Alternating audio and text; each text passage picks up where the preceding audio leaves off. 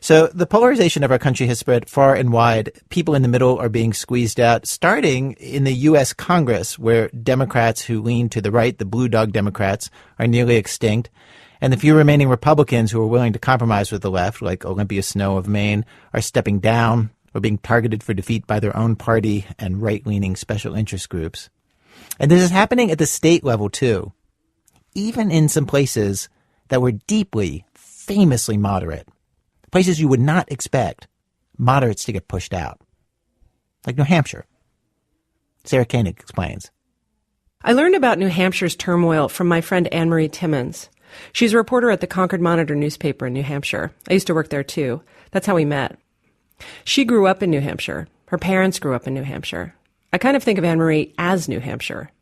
She's moderate in all things, an early to bed, early to rise, treat others with respect sort of person. By her own admission, she's a little old-fashioned, a bit of a Miss Manners, like New Hampshire. For instance, each town in the state holds an annual meeting where the residents vote directly on the local budget. Here's Anne-Marie. I mean, I've been to town meetings where there's like a little swear jar. If you swear or are rude, you have to put a quarter in. And so if someone says something or cuts someone off or is rude, they walk up with their quarter and they put it in. And it's funny, but they also take it seriously and they speak nicely to one another. And the same was more or less true at the State House, which is remarkable for its size. It's got a little Senate of 24 people, but then an enormous House with 400 members. And this in one of the smallest states in the country.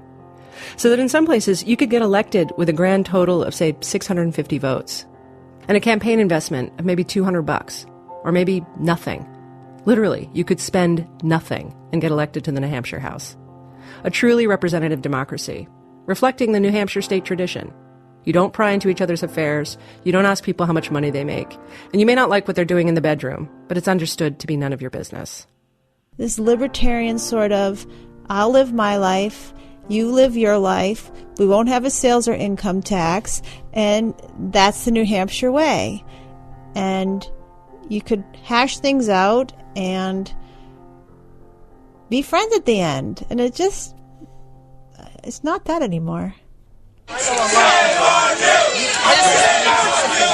Exhibit A. For the past couple of years, Anne-Marie has watched her state, the swear jar state, descend into a kind of knee-bashing, you're either with us or against us politics that used to exist someplace else, on TV maybe, or in Washington, D.C. This is footage of a rally against the Speaker of the New Hampshire House, Bill O'Brien, when he went to Portsmouth to deliver a speech to a Republican women's group. Thank you for calling me a pig. I didn't call you a pig. Yeah, you did. You called him a pig. You called him one. You called me one. Liar. In case you can't hear it, that dialogue, it's the Speaker and another state rep and a former state senator. It went like this. Thank you for calling me a pig. I did not call you a pig. You did. You called him a pig. You call him one, you call me one. You liar. Can I just say, as someone who used to cover the New Hampshire State House for the Concord Monitor, this scene is shocking. The very fact that the rally is aimed at the House Speaker.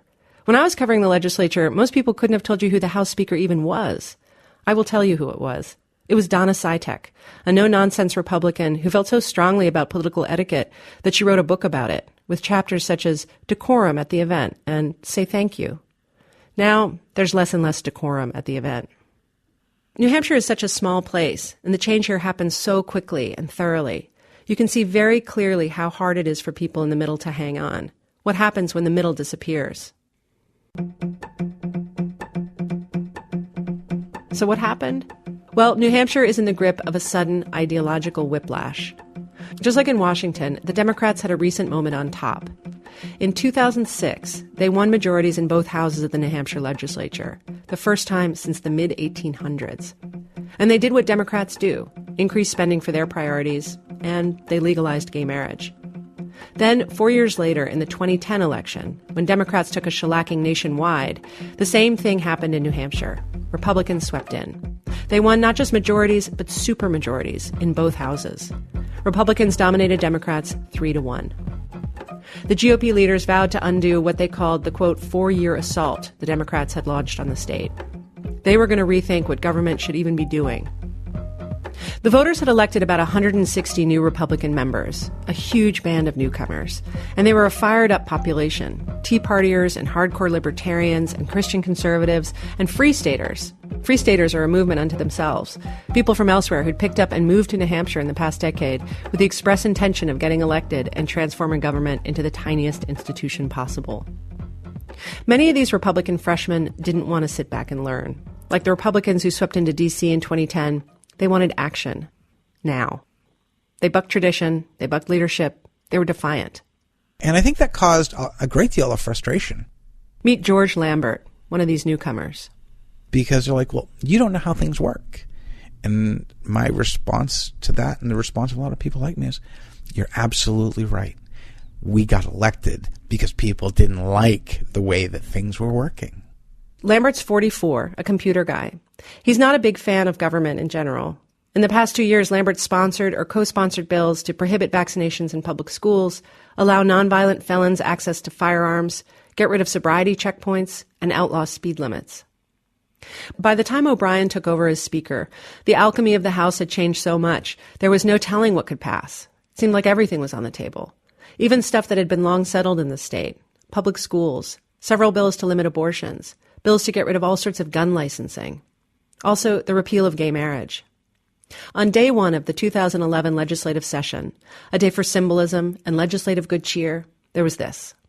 We shall be allowed to protect ourselves on the House floor by having the ability to have a concealed weapon on the floor, in the anteroom, in the gallery. Yep, on day one, they voted to allow guns in the State House. And remember, there are 400 of these people.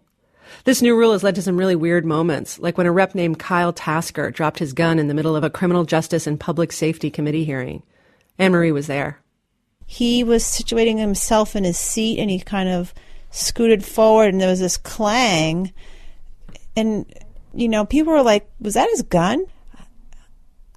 I had to check. I said, that really just happened. He did drop his gun, right? That's what it was, because there was no discussion about it, no break in the meeting, didn't clear the room, nothing. I just gave blood, and I might not have latched it quite properly. Representative Kyle Tasker. All I could think was, yeah, that was bound to happen one of these days. I come here too often for that not to have happened. Yep, that was bound to happen. I spoke to another rep whose entire holster with gun fell off right outside the State House. He never brought his gun again after that, though he didn't want me to tell anyone, since he'd like people to think he carries all the time. Keep them on their toes.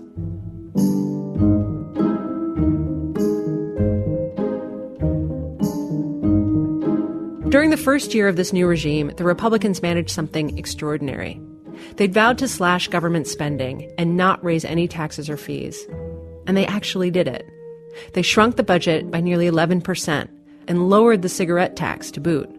They turned the budget process on its head, adding up revenues first and then axing whatever they couldn't pay for. The result? Funding for the University of New Hampshire cut nearly in half. Hospital funding cut by at least $250 million. Assistance to needy families cut by something like $14 million. These are big, big numbers in New Hampshire. Attached to the budget were the same kinds of anti-union measures you saw in Wisconsin and other states, and they resulted in the same kind of blowback. What's disgusting? Union busting! All right, security, look at the Clear the hall! Clear the hall! Get out! Union busting! This is from a finance committee hearing. The day of the actual budget vote, screaming protesters covered the State House lawn and filled the House gallery. The puffed-up rhetoric that day was especially puffy. Here's then Republican Majority Leader D.J. Betancourt. Never in the years, Mr. Speaker, that I have been in this House. Betancourt was all of 27 years old, by the way. Have I ever heard such outrageous and exaggerated political hyperbole engulf a budget proposal such as we have seen here, with terms as extreme as immoral and evil? What a disgrace. Like every revolution, this one had a leader, House Speaker Bill O'Brien. No question, he's been the lightning rod for pretty much everything that's happened, good or bad, in the past 2 years. According to Fergus Cullen, a former state GOP chairman, O'Brien recruited dozens of the new freshmen in 2010. Quote, what Bill was trying to do was not only fill seats, he said, but to find people who were ideological, you know, the right kind of Republican. He wanted the strongest anti-Obama types, unquote. And when O'Brien ran for Speaker, after only 4 years in the House, these new folks supported him, upending the establishment. Ever since, O'Brien's been a guy who elicits all variety of superlatives. These next few voices all belong to Republicans. Actually, every lawmaker you'll hear in this story is a Republican. That man has more integrity than anyone I've met in government ever. Our Republican Party has been hijacked by Bill O'Brien and his thugs. They're nasty, they're mean. I have never encountered such bullying. The definition of a cult leader is somebody that can get people to bend their will to succumb to them. And we're seeing more and more of that. He's a great speaker. He's probably the best tool that the Republicans have to accomplish a conservative agenda in the state. That's George Lambert, Susan Emerson, Lee Quant, and Bob Meade. I don't know if an unbending, take-no-prisoners style is required to achieve radical change in a state house. But in New Hampshire, the two have gone hand in hand. Arguably, the speaker's in charge of marshaling an unwieldy coalition. The libertarians don't always agree with the free staters, who don't always agree with the conservatives. So maybe a firm hand is the only way to get anything done at all. In any case, what's clear is that if you cross the speaker, especially on something he cares about, he will not take it lying down.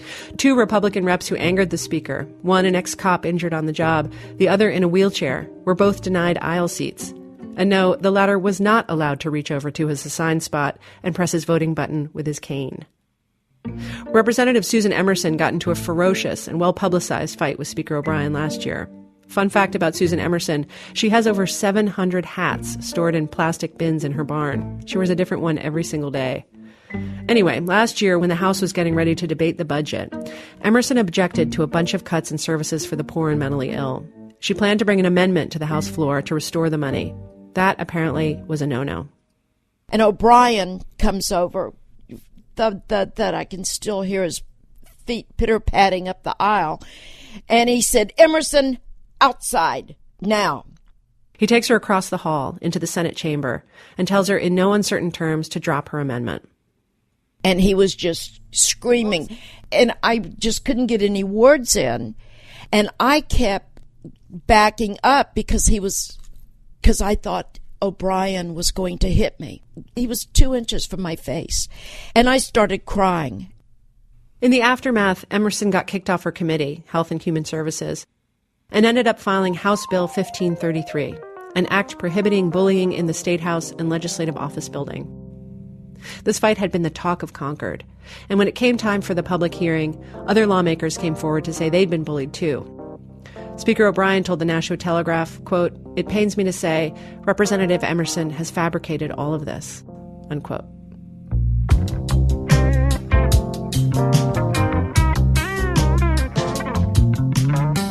I think it's safe to say that what most of us want from our government is people thinking problems through on their merits, hashing out solutions.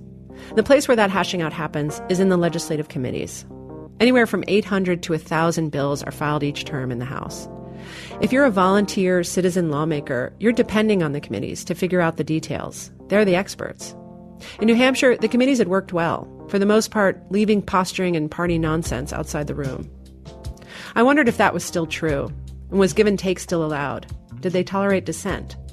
When I asked around, this was what most people complained about, that this process is what broke down under the new agenda. Leadership didn't just want Republicans to win all committee votes. They wanted to win unequivocally. So Republican reps would be sent into committees just before votes, and these ringers would cast votes even when they hadn't heard a speck of testimony, and even on controversial bills like voter ID. I heard several stories like this next one. David Welch is a Republican on the Criminal Justice and Public Safety Committee. He's white-haired and bearded and looks like he stepped out of the giant Civil War painting on the first floor of the State House. The look is by design. He's a reenactor. But not of the Civil War, it turns out. I do French and Indian and Revolution. Civil War, I never could get involved in the Civil War because you have to be a soldier. You have to wear a uniform, and, you know, everybody wants to be a general. Welsh was also in House leadership, a deputy whip. His committee was considering a bill. Well, I'll just read you the title. Quote, "An act making the touching or viewing with a technological device of a person's breasts or genitals by a government security agent without probable cause a sexual assault," unquote. Basically, it would make TSA agents at Manchester Airport subject to felony sex offender charges for using their equipment too freely. The committee thought it was a dumb bill, and they voted unanimously, or near unanimously, Welsh can't quite remember, to kill it.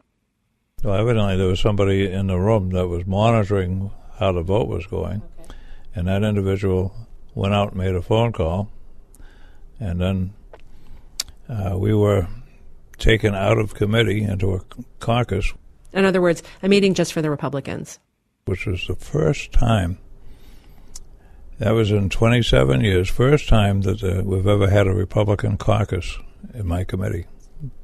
That was like going to the woodshed. And who was it who came and gathered you? It was the Speaker. And we were told that the bill has to come out of committee. Did anyone say, like, with all due respect, Mr. Speaker, we've looked at this legislation and it just doesn't make sense in its present form, or some polite way of saying, like, this is bad legislation? Did anyone argue? 3 or 4 of us did, including me. But it didn't make any difference. He wanted it. So as the majority whip, or the assistant majority whip, I came back into committee. I made a motion for reconsideration. And then I made a motion to pass the bill out. And how did you feel doing that? I'd rather not say, but I didn't feel good about it. But I did it. Did you feel ashamed? Somewhat. It's not that strong-arm tactics were never used by previous speakers in New Hampshire. But most everyone told me that moves used rarely in the past, now they're almost expected. In speeches and press releases, Bill O'Brien doesn't hold back. He says Democrats, quote, promote lies, judges are, quote, politicians in black robes, unions in his world apparently only employ bosses or thugs, and the notion that gay marriage is a civil right, absurd. But he's much scarier on paper than he is in person. This is no boss hog of the North. O'Brien is short and slight with a neat beard and an almost shy aspect. And he's got a nice, ready laugh, and he's witty and smart, like the attorney he is. His demeanor says, who, me? I'm just here doing my part, advancing liberty, like any decent person would. You know, this concept that somehow a Speaker of a New Hampshire House can, be the Svengali of New Hampshire politics is just really kind of at variance with what the New Hampshire House is all about. When I asked about the harsher brand of politics he's ushered in, about whether radical change requires it, about how he sees this legislative war, he simply disagreed with the premise of my question, that the tone has gotten harsher. He did this time after time, and not disagreeably, like this.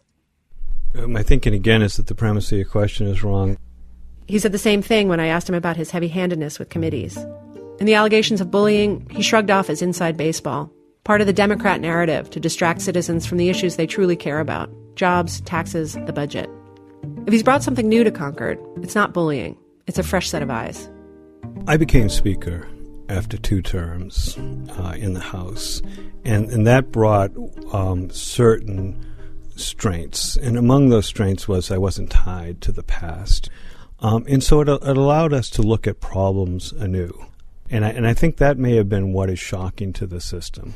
And it may well be that there were those who said, they're encountering this huge deficit, and we know what has happened in the past. There's a combination of cuts, there's a combination of tax increases, and we didn't do that. And I think that may well have been shocking to the system and invited the type of response, personal attacks and so forth that we've seen come.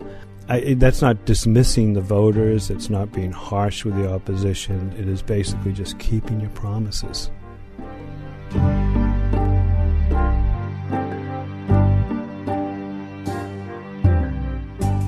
In our conversation, O'Brien was disciplined about staying on message. Almost every topic ended up back at the balanced budget.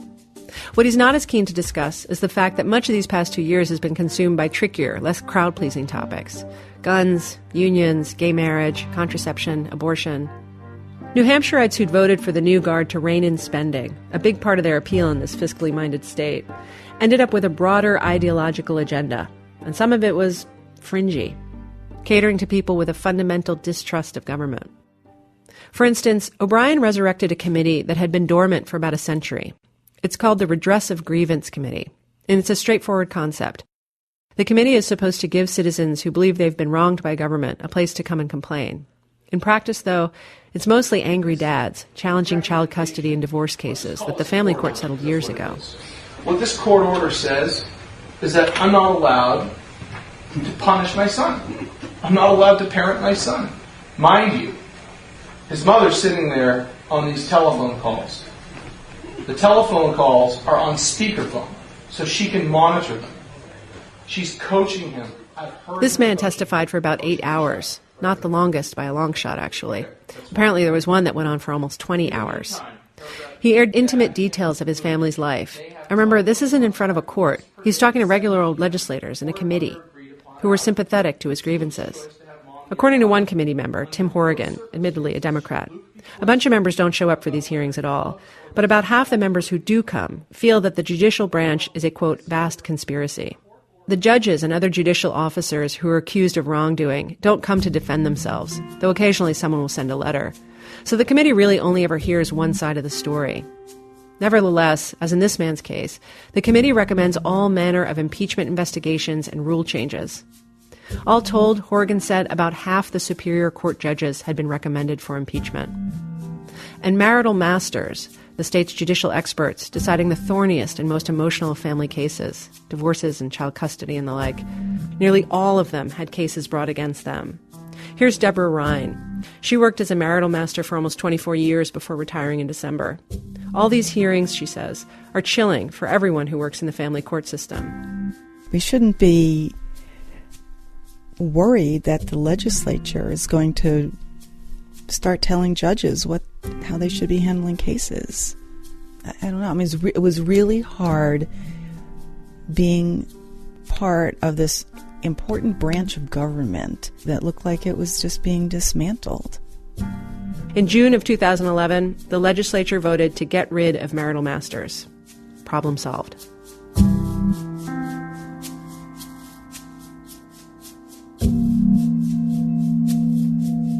After a year of all this, old-school moderate New Hampshire Republicans had had enough. They insisted that New Hampshire voters didn't want this right-wing agenda. Here's Dave Kidder. He's fifth generation in his town. His father was a beloved lawmaker before him. There's very few of us, what we all call Rockefeller Republicans left. Everybody has just gone. They've either become Democrats or they've gone to the right. And I ain't going. I'm not going. My poor mother would come right out of the ground if she thought I was ever going to be a Democrat, and I am not going to count out of the right wing of the party. I don't think they're Republicans. So Kidder and the other moderates started to meet privately, to quietly, respectfully discuss, the way moderates do. They came up with a plan. They would team up with, yes, Democrats and independents, and form a bipartisan caucus down the middle. It had never been done before. If they could get 40 or 50 people to join, they'd be a force to be reckoned with. In May of this year, they announced themselves as Restore the Center. They held a press conference across the street from the State House. Cynthia Dockmo, a moderate Republican, was one of the organizers. And we were in the LOB, the Legislative Office Building, where press conferences are often held. Thank you, Cynthia, and thanks to all my friends. And I believe it was Dr. Jim Squires that was speaking. I'm here today because I believe a great danger lurks within the politics of our nation and state. And in the middle of it, all of a sudden, most of the reporters just got phone calls and they ran out of the room. Parties, dogmas, and ideologies. You can hear people shuffling around, doors swinging as they head across the street. I knew something had happened, because they don't usually just run off in the middle of someone speaking. On one side of the street, speeches about the dire need for civility, compromise, consensus. On the other side of the street, an explosion of incivility, a showstopper. Representative Steve Valancourt, a Republican, had challenged the Speaker's treatment of a Democrat during a floor debate. Representative Valancourt, you will bring yourself to the Sergeant at Arms to bring Representative Valancourt to order. Are you going to treat everybody fairly or not? Representative Valancourt, another outburst like that, you'll be removed from the hall. Zeke Heil. The Sergeant-at-Arms will remove Representative Valancourt from the hall. Well, they got the Sergeant-at-Arms, and he came and wanted to escort me out, and I refused to leave. Republican Rep. Steve Valancourt. The funny thing is, all these virile young libertarian free staters would have nothing to do with it. As you probably know, I sit in the back row, and the two people who came to shield me from the Sergeant-at-Arms was an 89-year-old woman from Manchester named Irene Messier and Julie Brown, who must be pushing 90 years old. These were the people like mother hens that weren't going to remove me. So what they eventually did was take the key away, so I couldn't vote.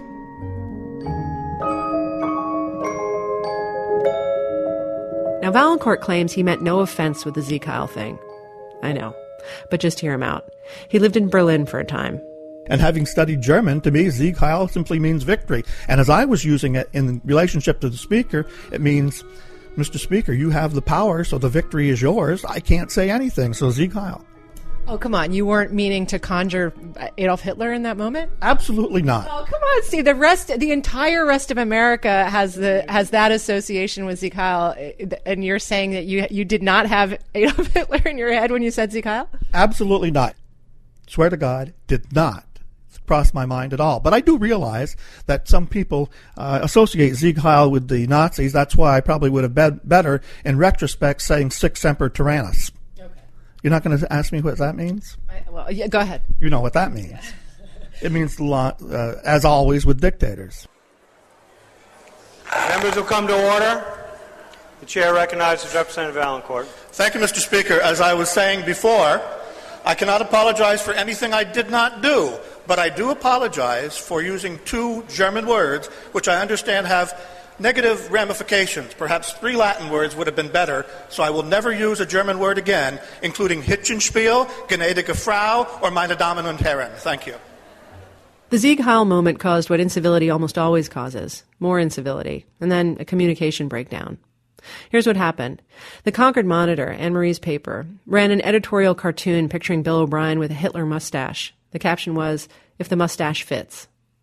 Then, post-cartoon, Anne-Marie got shut out of a press conference, which Speaker O'Brien held in his private office so that he could legally close the door in her face. Why can't we come in? While every other reporter in town streamed past her inside. Why can't we come into this press conference? The invite does not say invite only. It wasn't sent to your organization. Can you move The entire media corps is here. Excuse me. Matt, come in. Hey, Jamie, are you waiting for him? And then one day, following this getting shut out of his office, the press releases stopped. And we would not be getting any more press releases. We would not be getting any more access to the Speaker's office until we could behave like professional journalists. Shutting out the Capitol paper from House business, that made national news. It's unprecedented in New Hampshire and most other places. Anne-Marie had told me about this back when it happened, but what I hadn't realized until now is that she'd never been able to speak to O'Brien, even from the beginning. Before they'd even been introduced, he'd made up his mind about her and about the newspaper. To him, it was just a mouthpiece for the Democrats. What was the point of a conversation? I don't want our state to become, there's this saying in the court system, like you can always tell when a lawyer from Massachusetts is in a New Hampshire court because they're so combative. I don't want my state to become like a Massachusetts lawyer in a New Hampshire court, but I understand if the people of the state are aware of what's going on and they're paying attention and they are fine with that, then I'm not in the majority. The GOP primary in September was the first real test of whether voters were liking this new style of Republican politics. And the results, moderates took a beating. More than ever before, they were attacked with PAC money from inside and outside the state, and by their own party. In a place where campaigning for the House used to mean buying some lawn signs and calling it a day, now, just like in small races all over the country, there are great big signs on the roadsides and slick attack mailers and mysterious money flowing in. The mailers largely targeted Republicans who voted against New Hampshire's right-to-work bill, a union-weakening measure based on model legislation written by ALEC, the American Legislative Exchange Council. These ads were paid for by groups like Americans for Prosperity, the Tea Party group that's funded nationally by the Koch brothers. Right-to-work was Speaker O'Brien's priority in New Hampshire, and AFP's priority, but it didn't survive the governor's veto. Here's moderate Dave Kidder again. Democrats, they don't mind. It's the moderate Republicans that they really, really despise. So they'd rather have a Democrat elected than you? Correct. That's what we talk about, the Republicans eating their own. This is exactly what we're talking about. And it's just crazy. A few longtime moderates lost their primaries, like Julie Brown, the elderly lady who shielded Valancourt from the sergeant-at-arms, while a few others squeaked by. The primary knocked out some old-school conservative Republicans, too, like the war reenactor Dave Welch, after 14 terms in the House. He said after he refused to take a walk on the right-to-work vote, O'Brien warned him there would be consequences. Susan Emerson, the lady who got yelled at, had 8 different mailers targeting her. That's unheard of in New Hampshire. The mailers depict her as a union toady and a big fat taxer and spender. Here's moderate Republican Elida Millam. It's interesting being a target, you know. I mean, I'm a pretty mild person. She decided not to run again this time around, despite her reputation as a consensus builder on the Health and Human Services Committee. She feels like ever since moderate has become a bad word in New Hampshire politics, her talents don't matter anymore. She's become useless. An ideology, she said, doesn't need to deliberate. No one's listening. I think that there was a point in time when I thought, well, that's a role that I fill is hey, you know, we'll take this from this and this from that and see if we can make something work. But I don't think that doesn't exist anymore. It says we don't want anybody in the middle.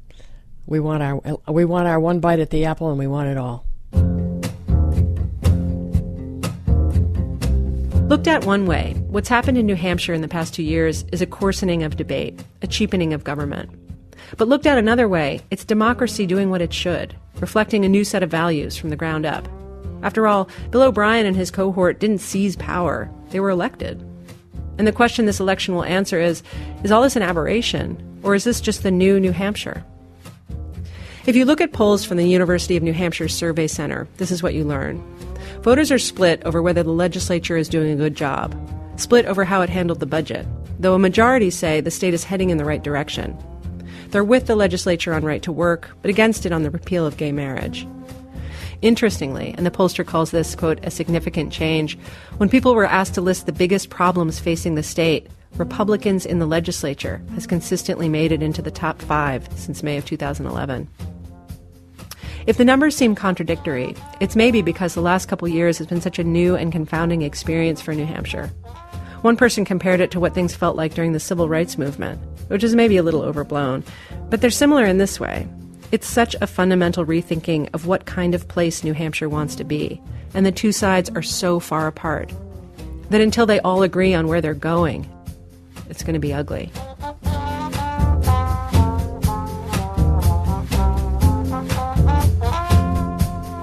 Derek